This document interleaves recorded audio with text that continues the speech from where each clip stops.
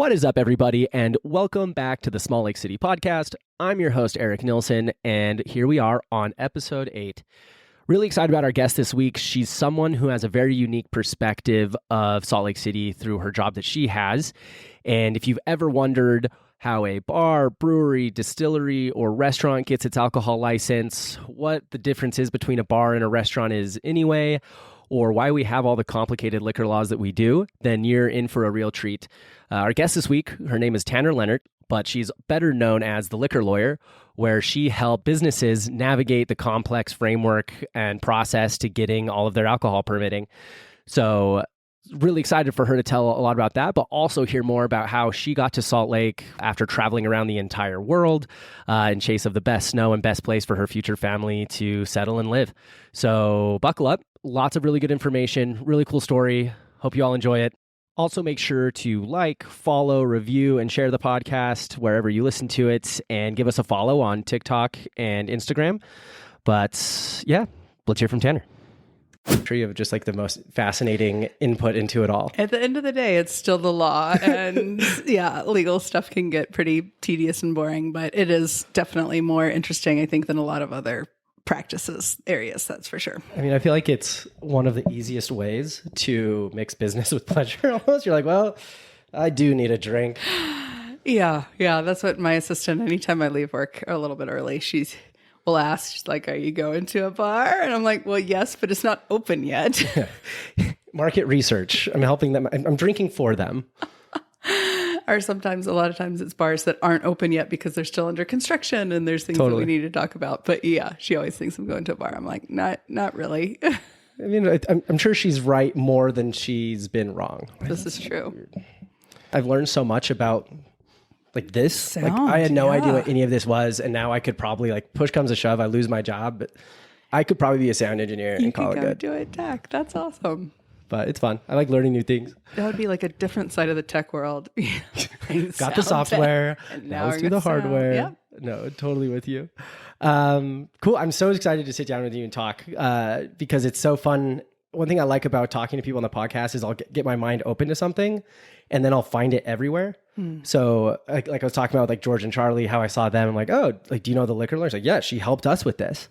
And talking to a couple other friends, like same sort of thing. So I find this person I didn't know was such a key part of all of this. And here we are. So excited to have you on here. It's going to be so fun. I'm excited too. So, I mean, I want to start from the beginning of everything, but remind me, are you born in Salt Lake? Did you find your way here? I'm not born here. I was born in Birmingham, Alabama. Not close. Very different. Very different. What was like, I actually have a coworker who's going to Alabama because his wife's family just moved there and let's call it apprehensive.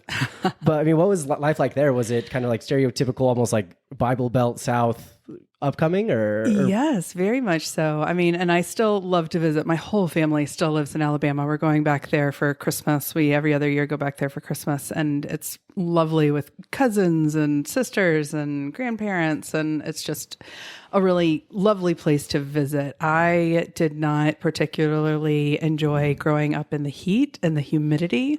My family would go on ski vacations to Colorado, and that's where I was just enthralled and just loved everything about it. And we were in Steamboat Springs, and I remember they had a parade going down through the main street, and there were some little kids in the parade. And I asked my mom, like, how did those kids get to do it? She said, well, I guess it's probably because they live here. And I said, you can live here? And just made it my goal. So much so that after going to college and doing a little time abroad, my first real job in the States after college was being a ski instructor in Big Sky. So that was kind of the big swing from the southeastern United States to big mountains and big skiing and big snow. Yeah, I loved it. Very, very different places, but subjectively, I can say I think you made the right shift. I agree. And I have lived in a lot of places all over the world, and Salt Lake City is the place that I have lived for the longest. And how long is that now? Going on 17 years. Yeah, that you're it now. Like I always love talking to people because I mean we get a lot of transplants, and I always love this conversation with people because I meet a lot of people in life right now, and it's fun to be like, oh, like where are you from? And there's always this kind of like intersection of like, I've been here long enough that this is the longest place I've lived, but I'm not from here, so I don't know what to say.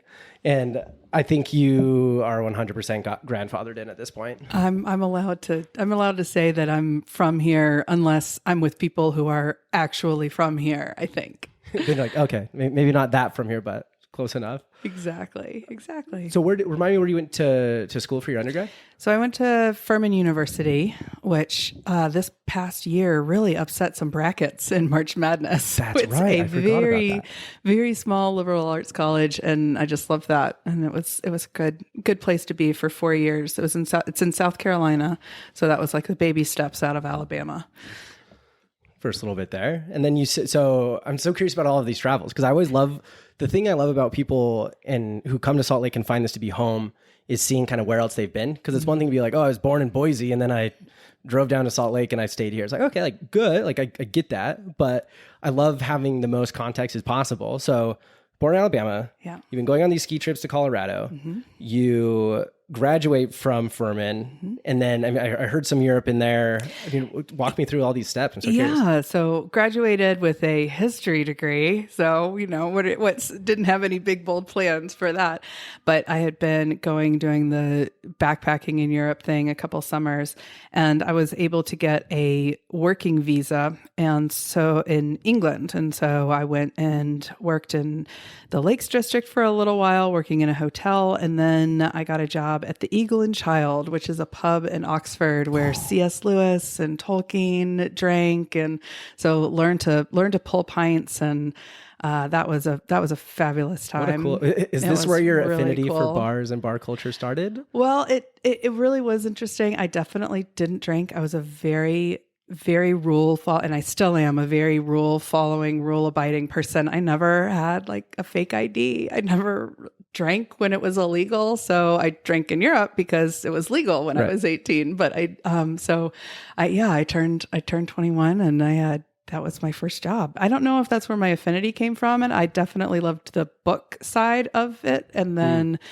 getting to earn money being around that was just kind of a bonus, I guess. Yeah, usually money part's good if you're going to be working in a bar. Absolutely. And let me tell you, I worked in a bar there. And then that's where I had, I was upstairs in that pub and had my job interview for being a ski instructor in Big Sky.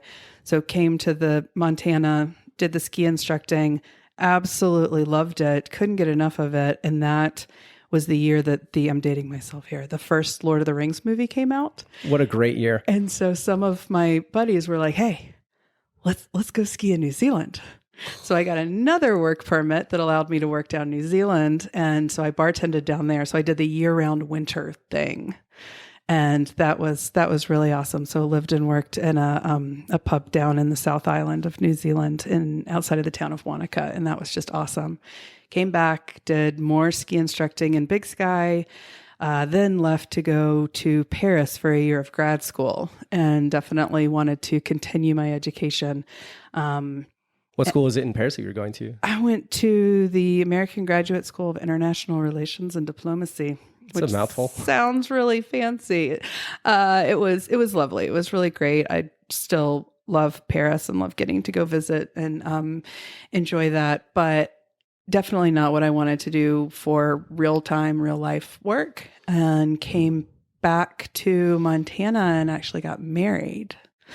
And my husband and I lived in very, very rural Utah, which was a lot of fun when we were first married. But then we realized we lived in a little town called Prey. Okay. So which is outside of Chico Hot Springs, just north of Yellowstone. Yes, so very small. much where that show that's very popular right now. Like that's where we lived. We were living right there, but not a great place to make a living. We had a brief sojourn in Hawaii on the island of Oahu, where my husband taught for Hawaii Pacific University, before finally landing in Salt Lake City. Wow. I'm counting things like back and forth. I'm so sorry, Eric. This is amazing. Just kind of digging around for sure. No, I love that because it's like such, like, I mean, I ask a lot and partially selfishly want to know the details because like where I am in life, I'm to this point, I may have mentioned this like a handful of times on the podcast already, but so I'm 33. All my friends who decide to go to med school, law school, dental school, like everyone's kind of like done with all of that part of things. And it's so fun to see kind of seeing what people actually do, if they actually like doing it, and kind of comparing to like my like quote plan that I had. And I like where I ended up. Like I'm glad I didn't do more school. I'm glad I didn't do all that. But if there's one person I'm jealous of, it's the people that are like, hey, I'm young once. I'm going to go travel. I'm going to have these experiences. And these are all going to play probably key factors into who I'm actually going to become and what I want to be. Because like professionally, I've had this approach of almost like a pendulum swing where, I mean, I started college, wanted to be an architecture major, found out not enough jobs, not my time for creativity, not enough money. I'm like, okay, well, what else? I could be a civil engineer.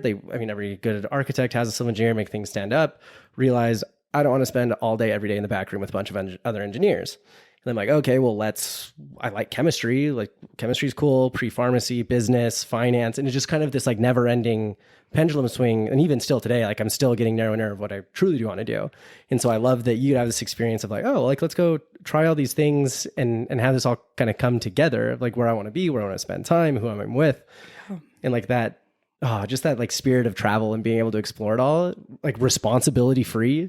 Yeah. I envy those people so much. And it's funny because like most of them ended up fine. Like it's not like they found themselves like 5-6 years behind and like screwed over. Like, I mean, and like you're a great example of that. You're doing great. Like, I mean, yeah, I'm enjoying it and definitely still do the travel thing. Just stay in nicer places now, not staying in hostels anymore. Yeah, that's also the benefit of doing things a little bit later, but a little more responsibility, but still get to enjoy it more. And it's not like a panic the whole time. Absolutely. So you come to Salt Lake, and I know that you went to law school at the U. Yes. And so is that when you started school then, or what kind of started this like process of like, oh, I think I want to go to law school? Yes. So when my husband and I were in Prey, we were trying to decide what we wanted to be when we grew up. And he came to the U to get his PhD, and I was doing law. And so I got into the law school here. So yes, we had tried to figure out, and I actually was working when I was in Montana. I was working lots of random odd jobs, and one of them was being a secretary at a law firm. And it didn't take me long to realize I really want to be the lawyer, not the secretary. And that makes sense.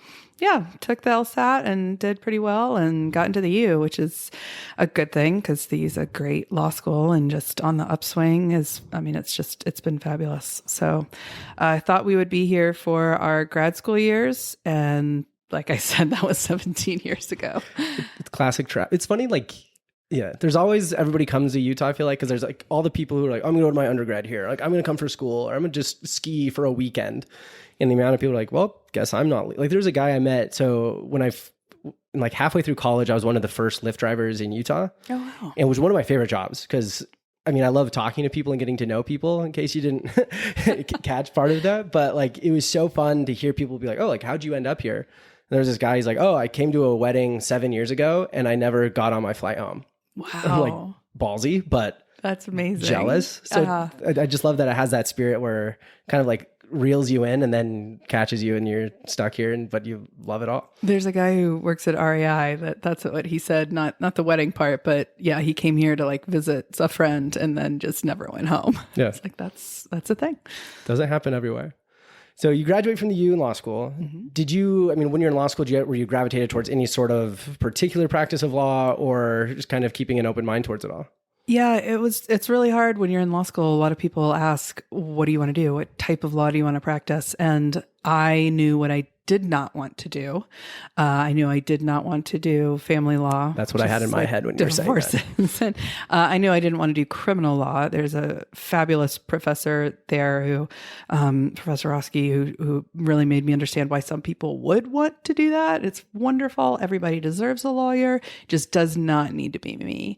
So kind of what's left is a lot because I couldn't be in patent attorney because I don't have the engineering background that you do or anything like that.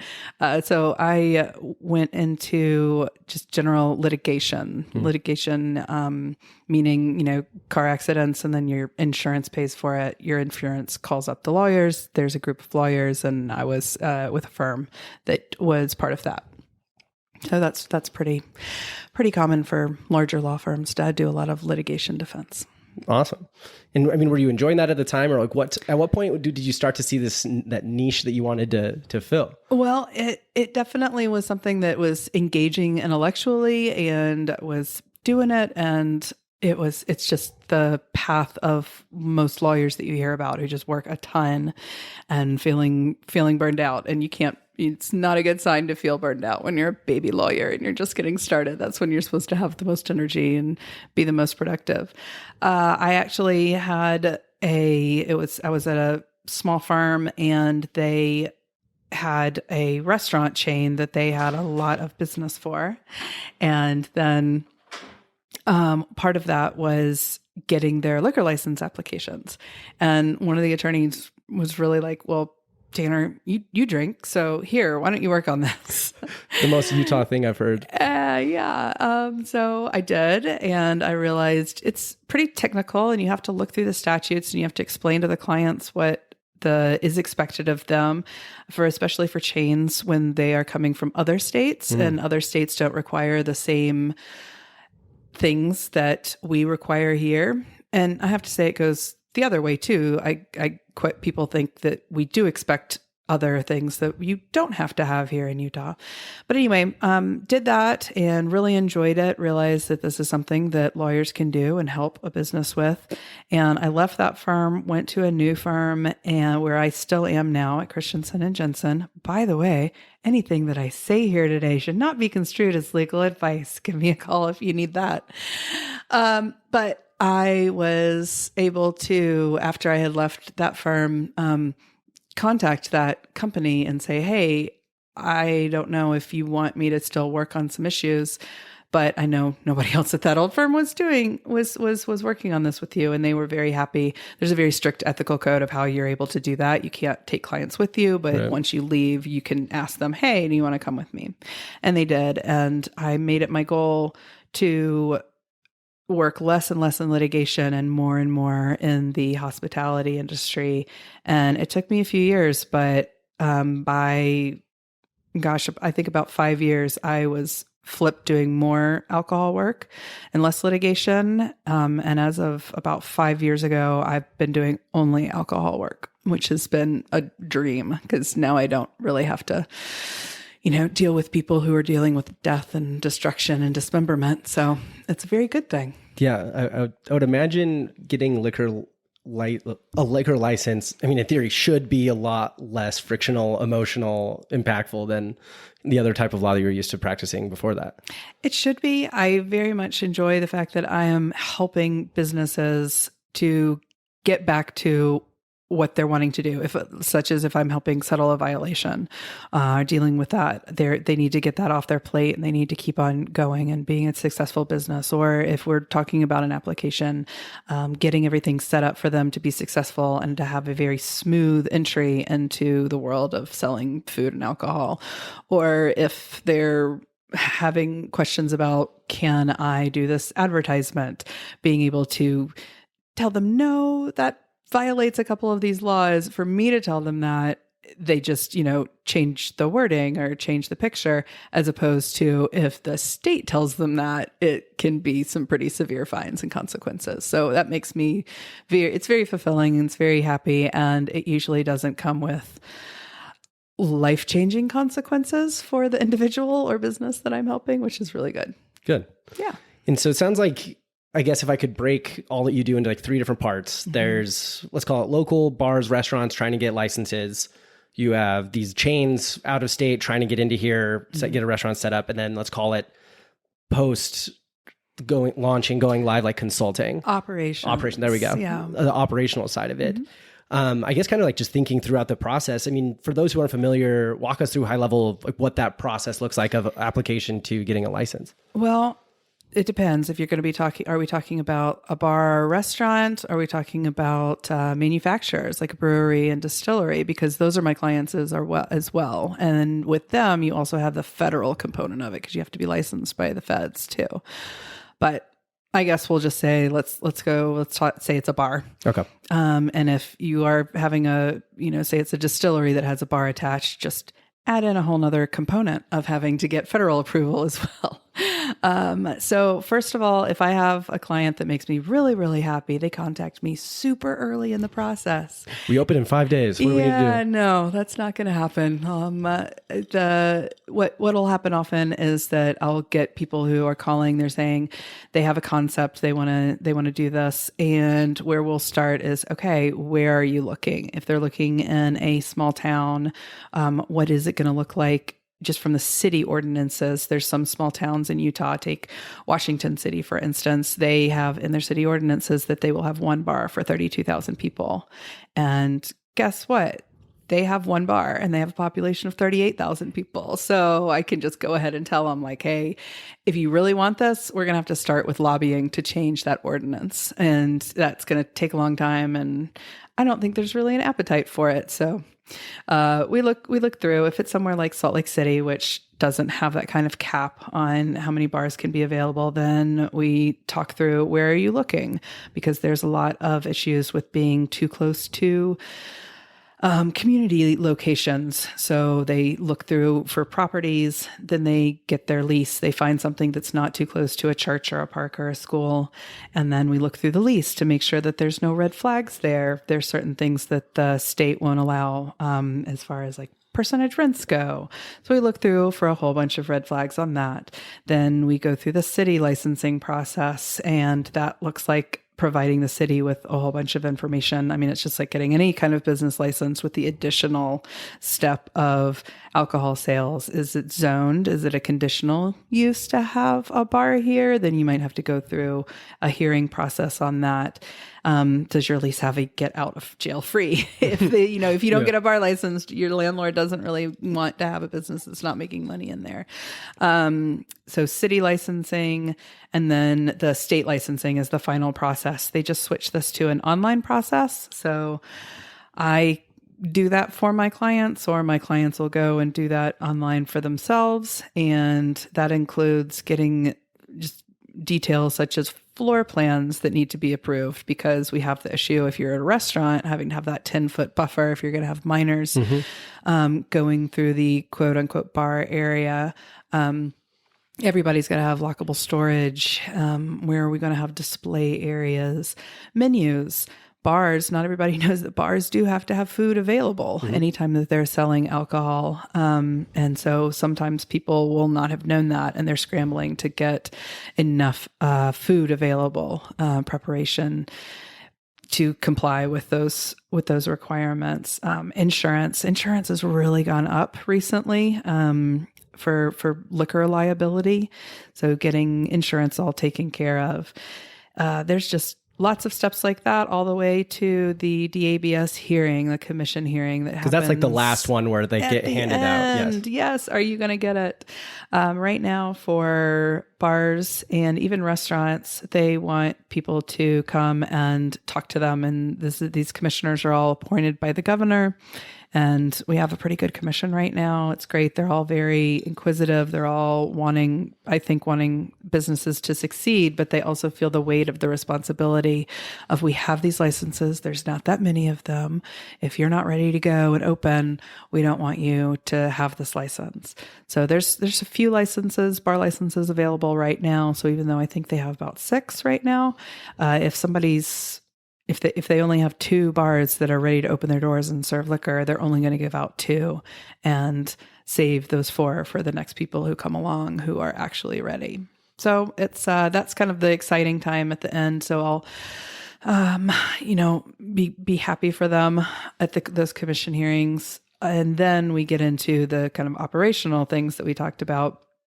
If they're wanting to change something, if they're wanting to add service on a patio or a rooftop, making sure that everything is compliant with that is something that I can assist with. And then unfortunately, there can be violations. That is when you have the state regularly goes through, and this is the SBI actually, not the DABS. The SBI is the State Bureau of Investigation.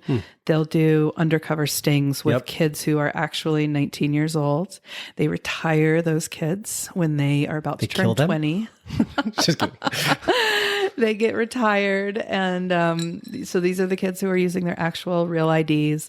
If they get a violation for that, it's really straightforward on your first one. You're going to get, you can choose between having a few days suspension of your license or pay a monetary fine.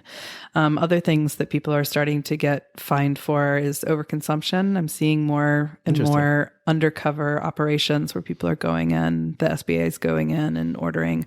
Having too many drinks in front of somebody at one time is a violation. Having alcohol where it's not supposed to be is a violation. So sometimes at those commission meetings that we were talking about, I will get up and have to advocate on behalf of my client for why they should have the settlement agreement approved, negotiate with them on that.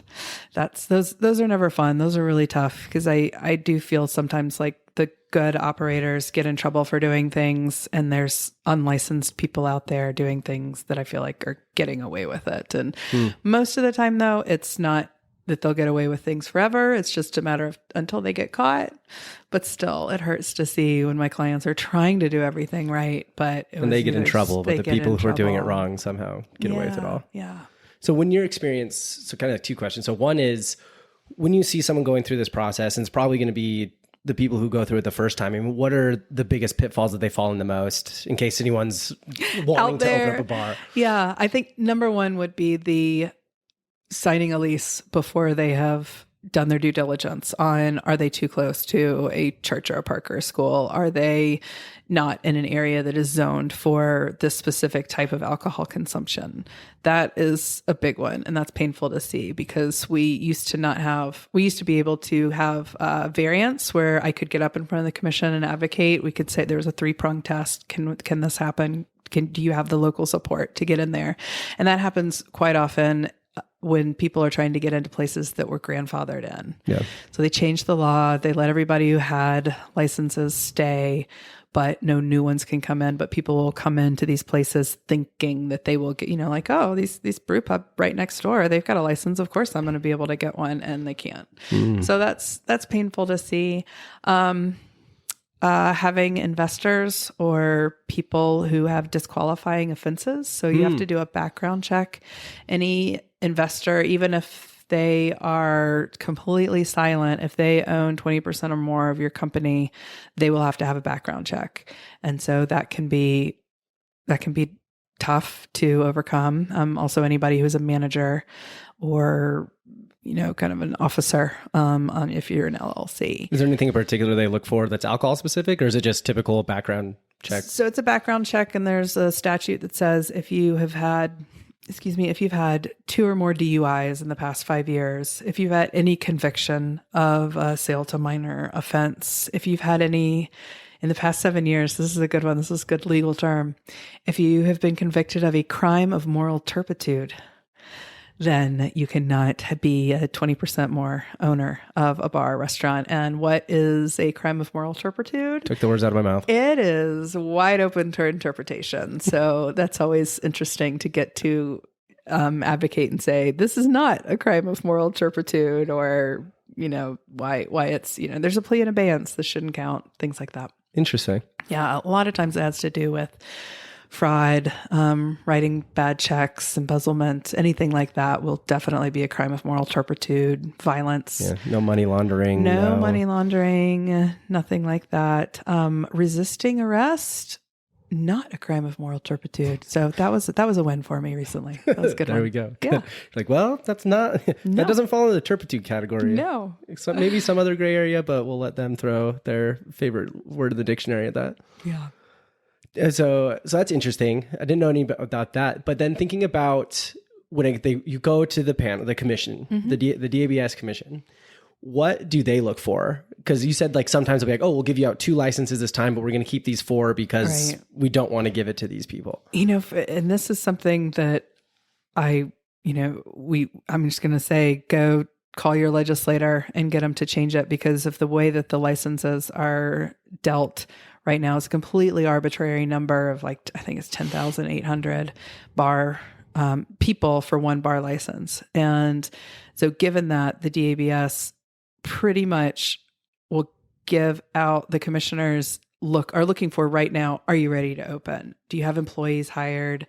And they have to be like ready to go, right? Do you have your business license? Are your managers all trained? Is really, are you ready to open your doors tonight? And that is such a huge investment for people to be ready to go and have that. Now, if you have 2 places that are ready to go and only 1 license, then they'll look at a whole bunch of other,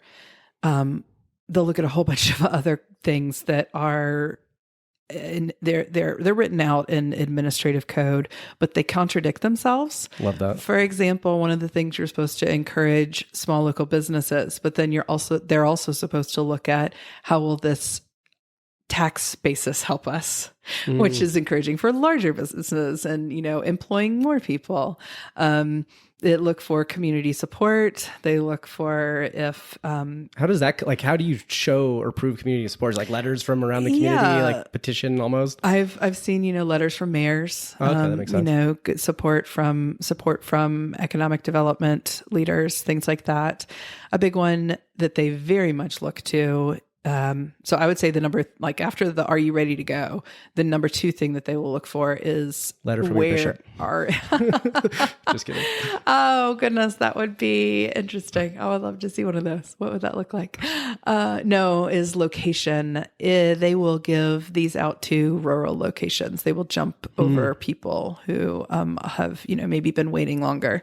So that's the 3rd thing: is how long have you been on the list? How long have you been waiting? If you've been waiting for a long time, they will take that into account as well. But I would say they would be much more likely to give a license to someone in Juab County than they would to give a license to somebody in Salt Lake County, just because they feel the pressure to spread them out.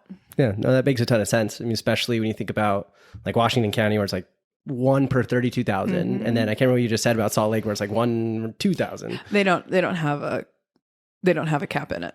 Do you have an idea where we're at right now as far as bars per capita? I don't. I know that it's pretty. We've got quite a few. Yeah, lower than 32,000 for sure. I think we'd even break it down more by zip code. We need to look at it that way. Makes sense. Yeah. So I actually do want to jump. It's funny you mentioned the legislative process of it, because it's amazing when you think about the history of drinking in Salt Lake and in Utah.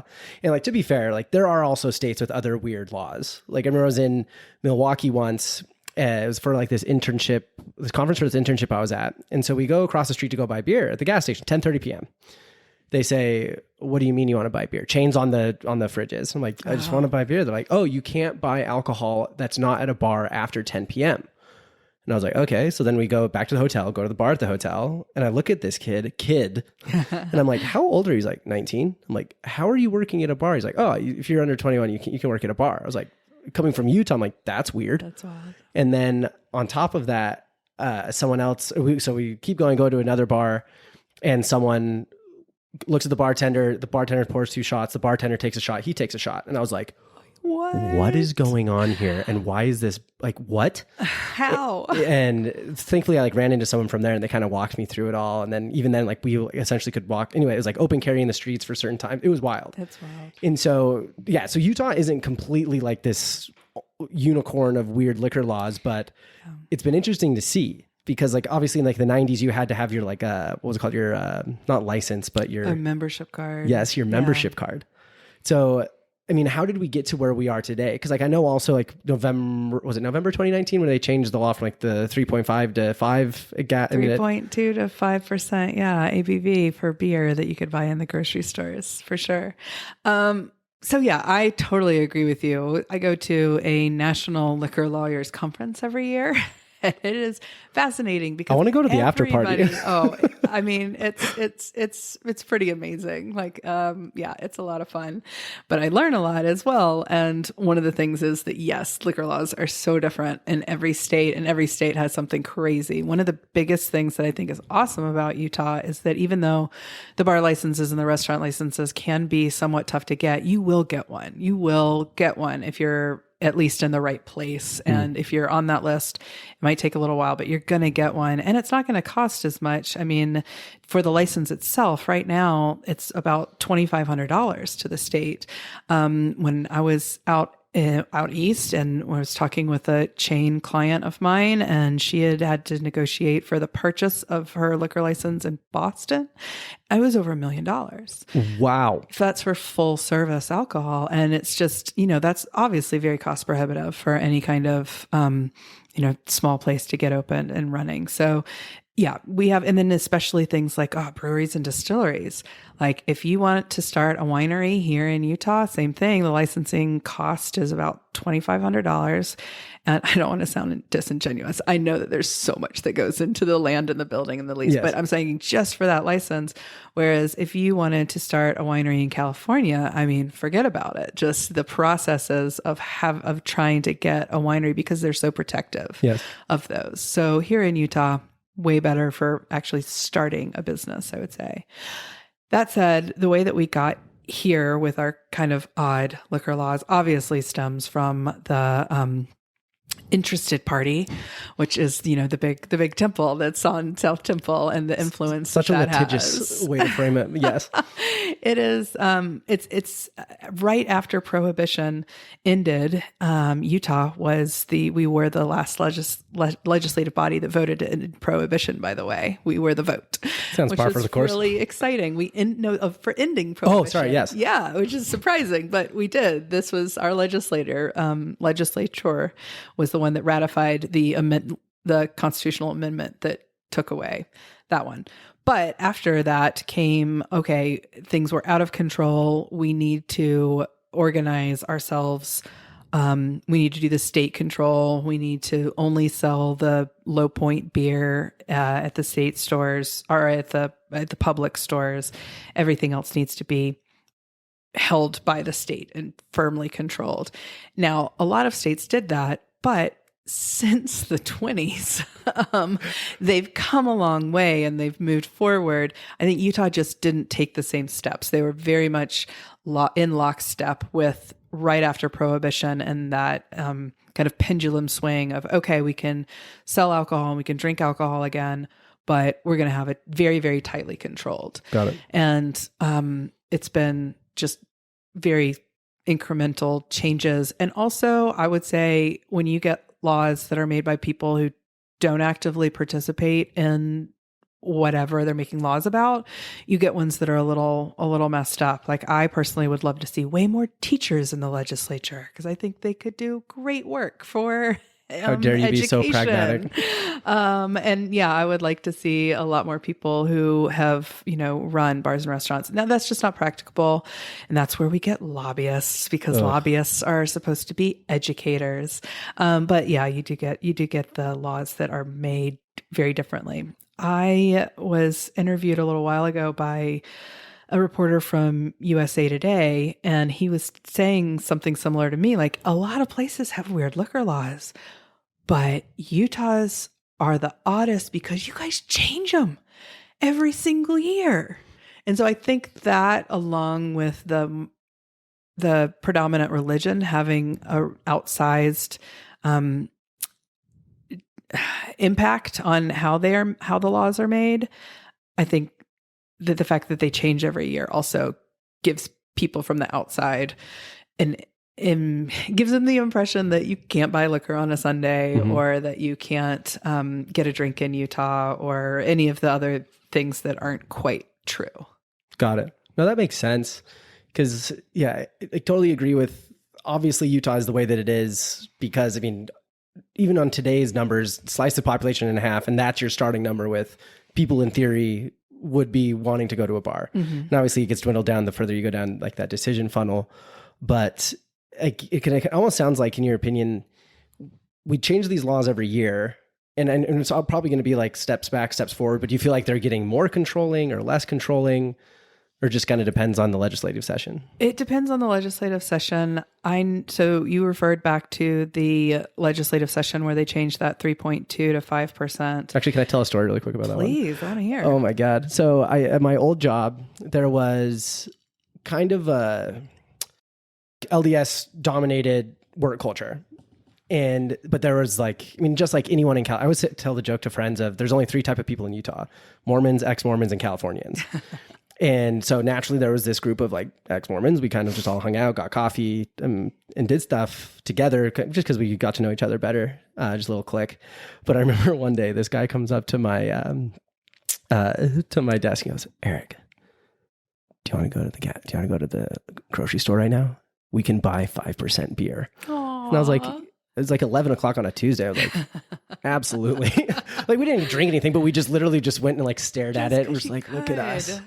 Buying beer, throwing it in our car, and just kind of like working, knowing we had a little treat at the end. So it's just this kind of like pat on the back, like we made like small victory. That's awesome.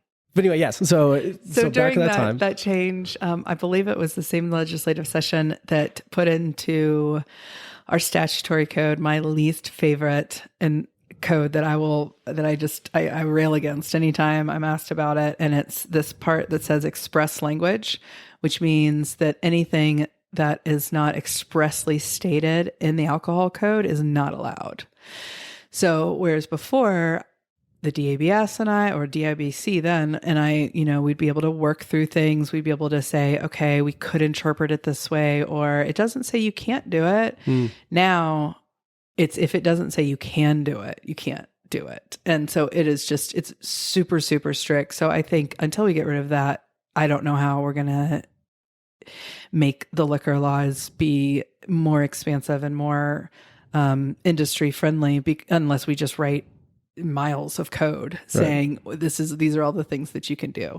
So and I imagine that's getting tough. that past legislation is a hurdle in itself, which because they have vested interests.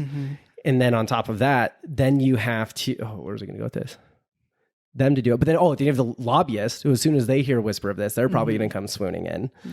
And so I feel like there's just like so many headwinds, and really the only tailwinds is essentially like the populace. They put that law in for express language for a reason, because they want to have the control. And so anything that comes after that, I feel like every single time. So I do not lobby. I actively will say that I do not lobby. I pay attention to what happens up there, but I don't lobby, and I send people. I'm like, if something needs to change, I had a client this morning who I had to say, like, look, we're not going to get any farther on this. You're going to need to get the law changed if you really want to do this.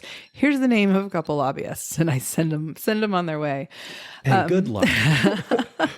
But I what I've heard and what I know that goes on there is that for everything that's kind of industry friendly, we're going to get something that's not industry friendly, that is more of a constraint. And I feel like that back and forth is what's gone on for quite some time.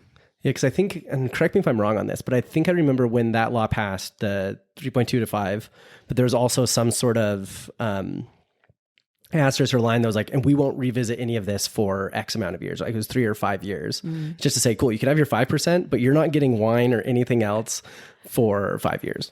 Well, I mean, we're not, yeah, that like there's a lot more to it than that. The beer, I think that one was, that'll be the last that we see of like kind of more stuff in public run operations.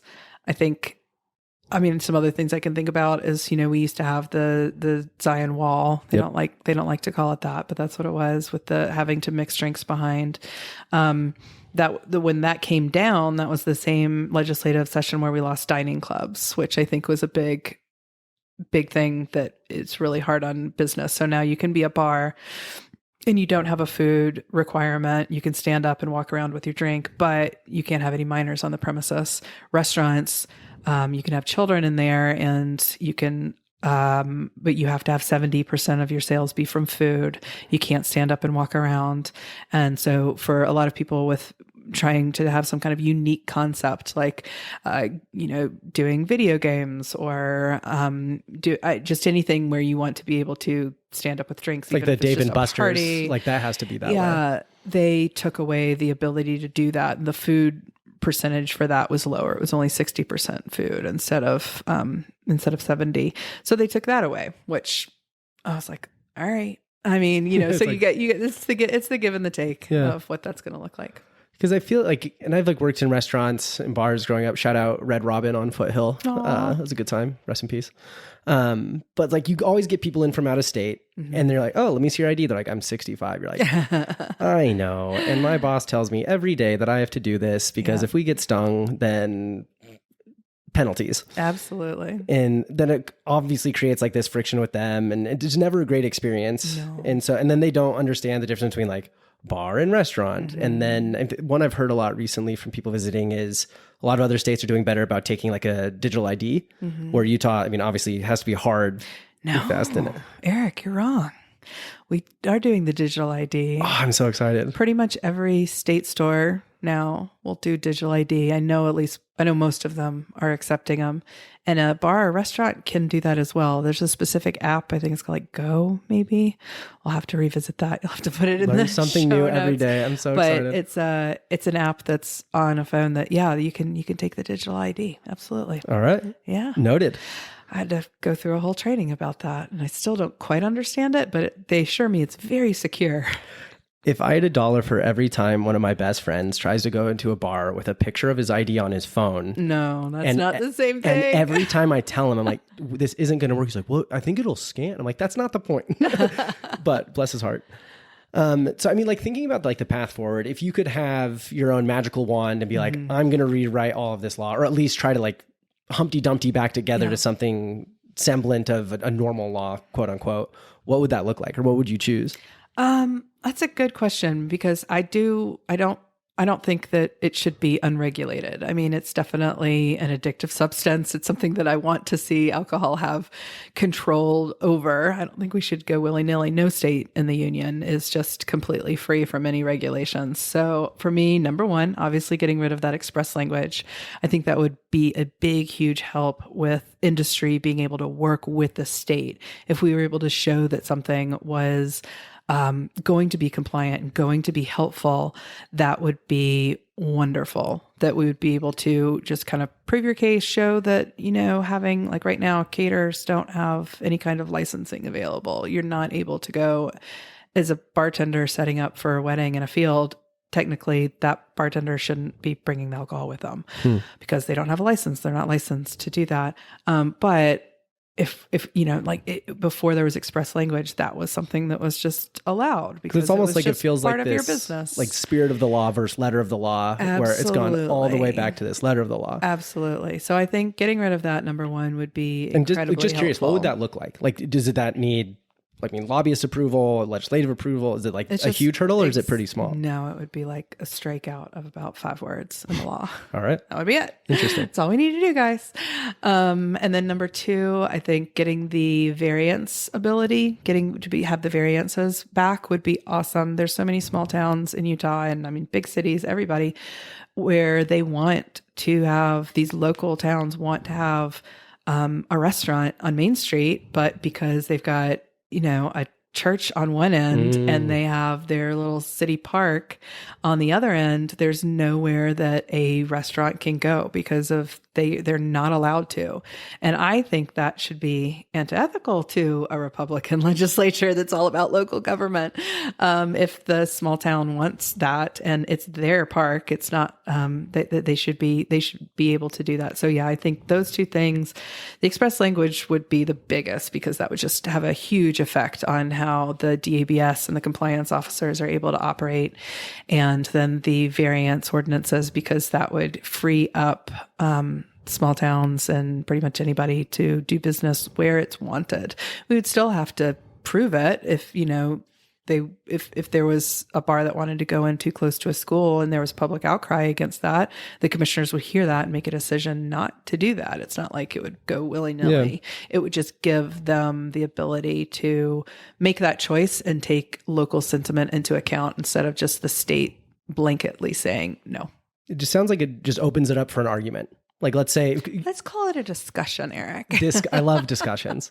Because, it's like your exact point. Like, let's throw in super small town Utah, where there's probably going to be 5 churches next to one park or at least one school. And they're like, hey, we'd like to have a bar. Like, nope, can't do it. But everybody wants this. The mayor's on board. The churches are on board. Yeah. It just doesn't make sense for them to be like, well, but this law obviously does not say this, so we can't do that. Right. Oh, interesting. I didn't know it was like something like that existed and it was so simple yet so problematic. I think it has been, and I don't see that there had been any issues when we did have the variance law, because if you were too near a church, And the church was like, no, we don't want you. All they had to do was send a letter and say, no, we don't agree with this. So I don't know why that's not okay.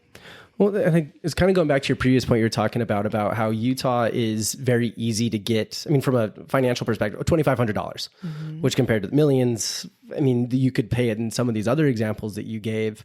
There's this overarching theme that I found with Utah is we love doing business. Like have Silicon Slopes. It's doing so well because we've provided legislation to make it able to do that. Even goes down to like old Disney original movies. They filmed them here because we were the most lenient and gave them the best, terms to do so. And so it's kind of funny. Like obviously there's reasons behind it of, the predominant religion in the area to make it not seem that way. But it also does seem like it's getting in the way of starting new businesses, free enterprise, to the point where it's like we have to jump through all these hoopholes just to get here, when in reality it's harder than it should ever have been. I agree. Interesting. So what's interesting that I find about that is that I don't want to do any brand new laws. I just kind of want to go back to some of the old laws. You're like, actually, we're just going to time warp back to here and we'll call it good. Yeah, I think it would have been like 2017. Just close your eyes and imagine. Oh, yeah. So, that's interesting because it does seem like things have changed enough and kind of like there's just like more friction on it. But I guess, do you feel like that voice is getting stronger to the point where lobbyists, legislators have to pay attention because we do have this large growth and influx of population that wants it to be changed? I don't know because I think the tourism is so strong. I've been in rooms where decision makers have said, it's not hurting our tourism. It's not keeping people from coming here. We're growing and we're doing fine. So why would we change it?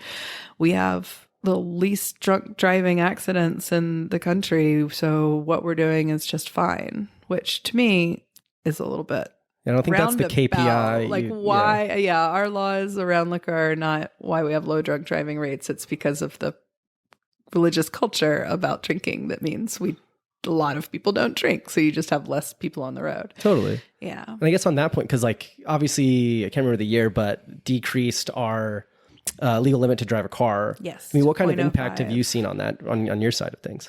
I don't deal with DUIs. Right. I know being known as a liquor lawyer, I get calls about that. And I have some really good criminal attorney friends that I send those people to because, they need to have good representation, but that's not me. So I don't know about it personally. I've seen the statistics that it looks like it hasn't really changed all that much. The most deadly and the worst offenders were always way higher. There was very few between that 0.05 and 0.08. And I think we've seen that I don't know. I haven't seen the stats that shows that it's done an awful lot of good. I have seen that other legislatures in different states have had it come up and they haven't had they haven't been able to show enough of an impact here in Utah for it to go through their legislatures. So we still are the only ones that have that. If there had been some really good stats behind it, I think we would have seen it in a lot of other states by now. That's interesting. I didn't realize we were the first and only. So we get to be this like case study and see how it goes. We were the first to go down to 0.08 in the 80s as well. So we just like this. Yeah. We're leaders in all sorts of weird ways. I would have loved to see when that went down if we had also boosted our transit and infrastructure around that to make ourselves more like, other places that do have lower drinking limits. Plenty of European countries have just an absolute no tolerance. Yeah. But they also have trams going everywhere to take people home. It's a little tough to see. Yeah. I've talked with people on the podcast before about, I think if there's one thing that's keeping us from being like this, let's call it like middle of the pack tertiary city to becoming like a strong secondary city is our infrastructure, especially our transportation infrastructure. Like, don't get me wrong, like tracks is cool. No, I don't think anybody, people use it, but it's a hard argument to make to replace your car. Yeah. Front runners, I think a step in a better direction. I used front runner for almost a year commuting down to Lehigh and back, and that was a good experience. And then buses I've never had a great experience on a bus in Utah. And so it's like, we have to have that, like not only just because of like socioeconomics and being able to provide opportunities means you have to have low income housing, you have to have public transportation, all of this, all these things, but also like, and like, thankfully, obviously, like from the point of view of like liquor in the 70s, like you had to have something or else I mean, call a cab and wait an hour. Yeah. But here, obviously, like Lyft and Uber have changed a lot of that in a good way because we don't want people driving drunk. For sure. And it's definitely, I mean, I use them absolutely all the time, but I have the means to do that and I'm able to do that. Yeah, it would be great. I used to take the bus all the time when I was in law school, but then I'd have to cut my study session short because the bus home, the 2:13, it shut off at I think 6:45, and I definitely did not like walking home. That makes sense. That was before Uber, Eric. So, yeah, just a couple years ago. Just a couple years ago. One question I actually wanted to ask you from the second I was introduced to you is, if you're going out for a drink, what is your favorite place or few places? Oh, I can't do favorite place. I have too many clients. Okay. Places. All right. Let's see. I just had, so a girlfriend who lives in Norway now is coming into town, and some girls and I are planning to go to brunch, and we're going to do brunch at Manoli's, which I'm really excited about. So that's going to be awesome. I am having lunch with another couple of girls who are going to we're going to the Laurel in Grand America because they have everything decorated. And then date night with my husband a couple of weeks ago, we went to Water Witch and then over to Nome. So you can tell I'm very like in downtown Salt Lake City. That's where I live and that's where I work. And so I'm right there. But then, so those are all, I mean, that covers the whole day, I think. Yeah. Yeah. So if you need a day where you just go grab a couple of good cocktails, great restaurants, that's a great list. I've never done Manoli's for brunch. That sounds like it would be amazing. Because I don't think I've ever had a bad experience there. Yeah. And I just did an awesome night with a winemaker at Mateo's, which is new. Oh, don't get me started. I actually let's see, I think it's actually going to go live in 2 weeks, but it's the community manager of Yelp. Oh, yeah. And we probably talked about Mateo's for like 20 minutes. Oh. I love have you heard his story? I mean, yeah. It's amazing. He's amazing. I was in there so I went on a Sunday with a friend for dinner, and then I had a date that following Saturday, and she was really nice. Got a reservation, and she's like, "We're going to Mateo's. Have you been?" I'm like, "Yes, but if you gave me other options, I still would have picked Mateo's." Nice. That's how I feel about it. And I was bummed because I wanted to talk and be like, "Hey, I want to hear your freaking story from him." Yeah. And I still will. There's actually 2 people I need to go talk to personally, so I need to remind myself I need to go do that. But yeah, Mateo's is amazing. I mean, I think it's so fun now because I can't remember who I was talking to about this, but Utah has gone from this like, okay, there's only a couple bars. Which one are we going to do? There's a new one. We kind of rotate and go. Right. Where now there's like so much more nuance, so much specificity, so many fun themes, so many fun drinks, so many fun activities. Absolutely. It's finally like coming to life. Right. And as someone who sees kind of like everything in the pipeline in varying stages, I mean, is there anything we should be excited for? Oh, yeah, absolutely. I can't talk about them, but there's... Love a good cliffhanger. Yeah, plenty of good things from the manufacturing side, which means, like making alcohol stuff, and bars and restaurants and lots of cool concepts. Love it. I'm excited for it because we all need more, especially like more like quality. Because like that's the thing. Like anybody can open up a crappy place that's unauthentic and whatever. We don't need more of that. Right. We need these Mateos, the Manoli's, like these quality experiences and that are authentic from where it comes from. There's always room for that. Yeah. I don't need another chain restaurant. We don't need more strip malls. We don't need more. I almost said someone, but it's the one that always comes to mind, but I won't say their restaurant name out loud. Good job. But I will right now at Zupa's, and I'll edit that out. But so I mean, outside of liquor laws, law in general, I mean, what else do you like to do to spend time? I assume you're excited about all the snow and skiing getting started up. Yeah, absolutely. Well, one thing that I am excited that I do and that I love to do is fly my little plane.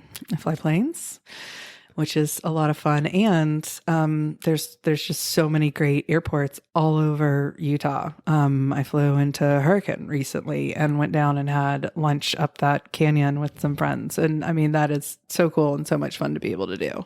Yeah, what a fun commute. Yeah. It was a fun day. That was a good one. It's actually funny. I was talking to some friend. We were talking about how Denver's super close. I think it's like a 55 minute flight.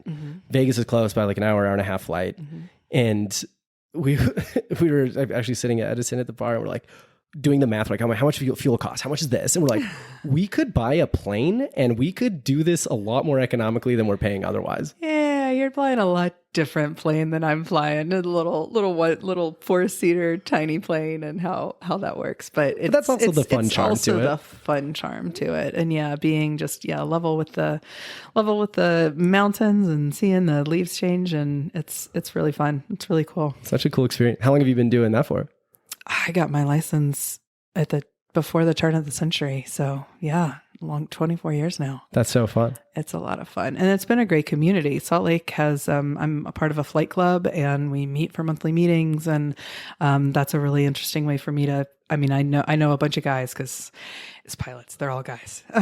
Do you ever hop on a flight to go somewhere to have a flight? The last time I did that was when I flew out to Santa Rosa, and for my birthday, my dad got me the ability to fly in a P-51 Mustang, which is a World War II, a World War II plane. And there's very few of those that have dual control. So yeah, I got to do that, which was amazing. So I think that was the last time that I flew to go fly a plane, but that was a once in a lifetime experience for sure. I was almost thinking of like a beer flight or like a wine flight of somewhere to taste. Oh, well, I don't drink for it. The law is 8 hours from bottle to throttle. That's true. It's a trick question. I don't drink I don't drink for the whole day before, just because I like to. I just do. It's just a good personal rule to have. I mean, I that's with almost any law. Like what's the absolute limit, and let's take a step back from that. I see the rule follower, and absolutely. Well, speaking of rule following, you are allowed to bring 9 liters of alcohol into the state. We are allowed to do that legally. That was a law that changed a few years ago. So you have to own the plane. You can't have UPS or FedEx own the plane to come in. Well, because that would be delivery. Yeah, and delivery is not allowed. But whether you drive or fly to Evanston, you're allowed to bring back what is essentially a case of wine. Sometimes I do that. It all works out. Yeah. That's so fun. So ski season's come up. What's your favorite resort that you go to? I love most of the resorts. My daughter is 7, and we have her in a ski adventure thing where it's a local up at Park City. I still call it Canyons. And so we'll do that every Saturday for like 8 weeks. And that's great. But what I'm most excited about is, I have never been, but Nordic Valley. Mm-hmm. It is not a Nordic ski resort. It's downhill. It's alpine skiing. And I'm going on opening day, and it's $18 a ticket. Just the best kept secret. So they've got like a 6-pack. They've got like a high-speed 6-pack up there, and I'm excited to just go up there and do some laps, because I know that the beginning of the year the snow's not going to be great, but I'm excited for that, for my first time getting up this year. Oh, that'll be so fun. I think so. And it's so fun to because I'm born and raised here. Skiing's kind of lost some of its joy just because I don't like waiting in 2 hours of traffic and fighting everyone. And because I'm a boring working individual, weekends are all I can do. They're so precious, and it's tough to sit. But the thing that does give me joy skiing is so I have 2, a niece and a nephew that I go skiing with a lot. They're 8 and 9. And just watching them pick it up and just seeing them grow and develop and teach them, I'm like, okay, this is why I like skiing again. This is cool. Yeah. So seeing it through their eyes. Especially having taught before, you're like, all right, now it's my own flesh and blood. I can teach how to do this, right? I'm always about outsourcing. Again, wanting to make sure that what you do for work and what you do for fun are usually 2 separate things. Totally. So before we wrap up, I want to ask you 2 questions. One, if you could have someone on the Small Lake City podcast, who would you want to have hear their story? Oh, I guess probably, I'll go Mateo. I'll go say, sit him down and see. I'm gonna take the easy way out since he's on your list already. Now there's double pressure for me to go talk to him. Yeah, deal. I think that'd be a fun one. I'm excited to tell his story.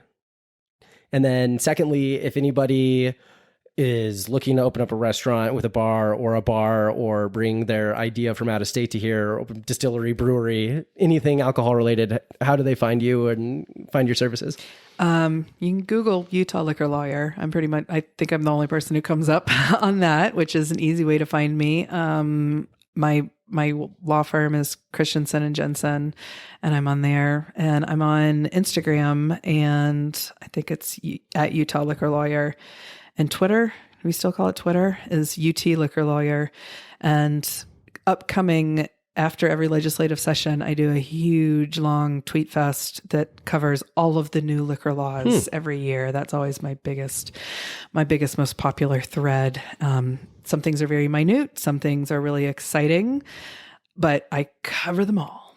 There you go. There you go. Someone's got to go through it all and tell us what it's mean. It's not me. Awesome. Well, thank you so much, Tanner, for your time. I'm so excited to see where the liquor laws go. Hopefully the express language gets taken out and we can start to have a little bit more freedom and fun moving forward. Sounds like a good plan, Eric. Thanks for having me. Of course, Tanner. See ya.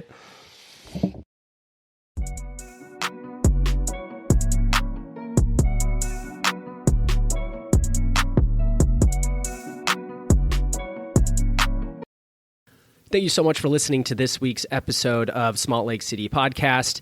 Don't forget to like, follow, review, subscribe, and share this episode with your friends. And we'll catch you next week. We'll see you there.